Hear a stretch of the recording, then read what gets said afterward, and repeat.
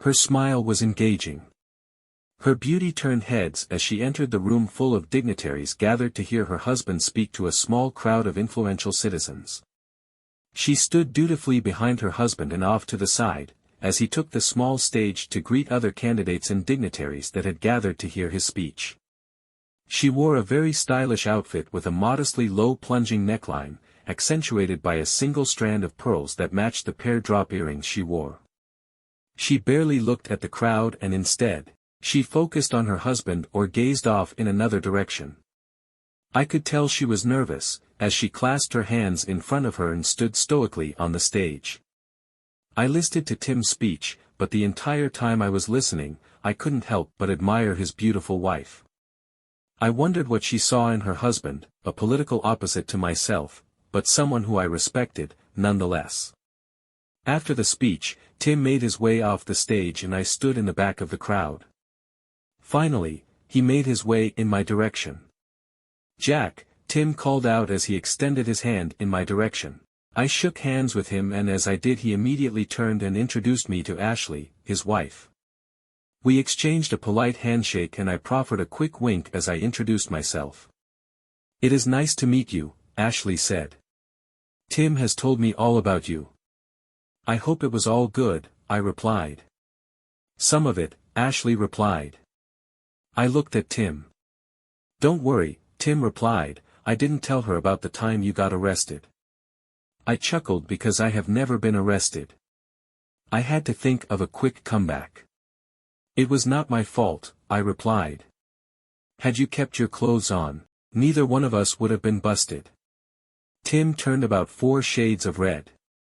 Ashley glanced at her husband, looking for an explanation. "He's joking," Tim quickly replied, "neither one of us has been arrested." I laughed. "You stick to the line," I replied. Ashley's smile had turned into a serious look. "He really is kidding," Tim reiterated.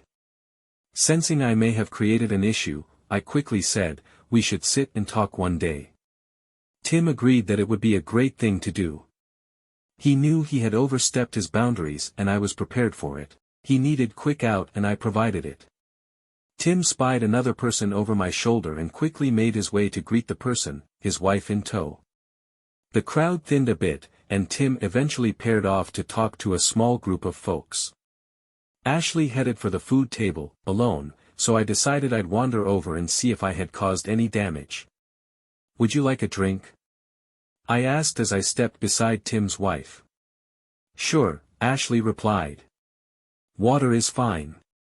"They have beer and wine and mixed drinks," I replied. "I don't drink in public," Ashley replied, as she spooned some boiled shrimp onto her plate. "So," Ashley began as I grabbed 2 cups, "where is your wife?" "She isn't into politics," I replied. "She is out with some of her friends." "I'm not into the political stuff either," Ashley confided, "but Tim always insists I accompany him." "I totally understand," I replied, filling each cup with water. Ashley leaned in close to where I was standing and whispered, "But these political people, they are not my type." "So what is your type?" I asked. "Anything but this," Ashley said. "I could care less about taxation issues, property evaluations and rollback issues." I shook my head and agreed. "So why are you here?" Ashley asked. I shrugged my shoulders. "I'm looking to see who else is here and hoping to find a hot chick who doesn't care that I am married," I replied. Ashley chuckled. "Well, at least you're honest about your intentions," she said. I leaned in closer and whispered, "Do you want to cheating?" I was, of course, kidding. But in a way, I wasn't. Ashley was gorgeous and I suspected she knew it. To my surprise, she quickly shot back, "Will you respect me in the morning?" I chuckled. "Of course, I will." Ashley smiled, as she spooned some cocktail sauce onto her plate. "Do you like shrimp?" she asked. "Yes," I replied. She dipped one of the larger shrimp tails into the cocktail sauce on her plate, swirled it around and then suggestively slipped the shrimp tail into her mouth, sucking the cocktail sauce off the shrimp tail, all the while looking at me. This, Ashley said, as she again swirled the shrimp tail around her plate and into the cocktail sauce, is so good. Again she sucked the cocktail sauce off the end of the shrimp tail. She bit down on her lower lip and said, "Open up." I opened my mouth and she shoved the shrimp tail into my mouth. I bit down on it. "If," she whispered, "you want more, just let me know." And with that, she turned and walked away, leaving me alone in my thoughts and a little bewildered. Was she just playing with me or was she serious? I had to find out. I stepped into the men's room. I had to collect my thoughts. Exiting the men's room, I found Ashley standing alone in the small alcove, close to the women's room. My heart practically skipped a beat. She was leaning against the wall, her arms folded across her front, as if she were mad or upset. Upon seeing me, she broke out into a huge smile. "Do you want to go somewhere?" she asked, dangling a set of keys in front of me. "What about Tim?" I asked. "He's going to be here for a while," Ashley replied. "I'm on my own right now. Do you want to go with me?" I didn't need to be asked twice. Ashley looped her arm under mine. She walked me to where Tim was busy chatting with several backers. "Babe," she said, catching her husband's attention for a brief second, "Jack and I are going to step down to the Starbucks and share some coffee." Tim smiled.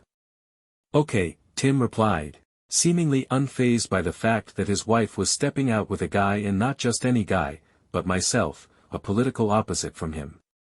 We stepped out into the cool, crisp early summer evening. "Does he not care that you're with me?" I asked. "No," Ashley replied. "He is too wrapped up into the politics." Ashley was leading me across the parking lot. "Where are we going?" I asked. "We're going to have some fun," she replied. We stepped over to a two-seater sports convertible that had the top down. I quickly noticed the vanity plates. "Tim number 1. Get in," Ashley directed.